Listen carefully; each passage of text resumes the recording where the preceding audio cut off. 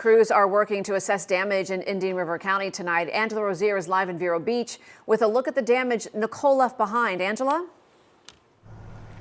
Tiffany, you know what? Some of the people here in Vero Beach are still dealing with this flooding as they still try and clean up some of that debris left by the storm.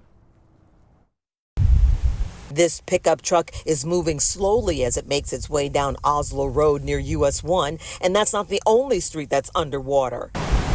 Work crews blocked the east side of the 17th Street Bridge Thursday morning because of flooding over there. Motorists tried to find another route, but some who live in the neighborhood slowly made their way through, either by truck, bike, or by foot.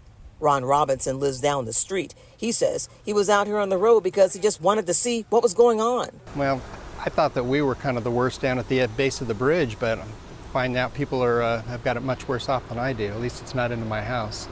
But obviously some of these houses are kind of a mess. This woman tells me she was trying to sleep when the storm made landfall. There was no damage to her home.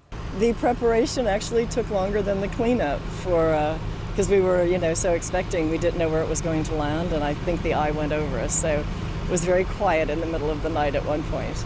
We also found some minor flooding here at the City of Vero Beach Marina. Water levels near the dock were pretty high, and the picnic area also flooded. One man I talked to tells me he has lived here for more than 40 years. He's never seen anything like this. And emergency managers here in Indian River County say that there was very, very minor damage here in the area. They say just a couple of trees down as well as street flooding. Reporting live in Vero Beach, Angela Rozier, WPBF 25 News.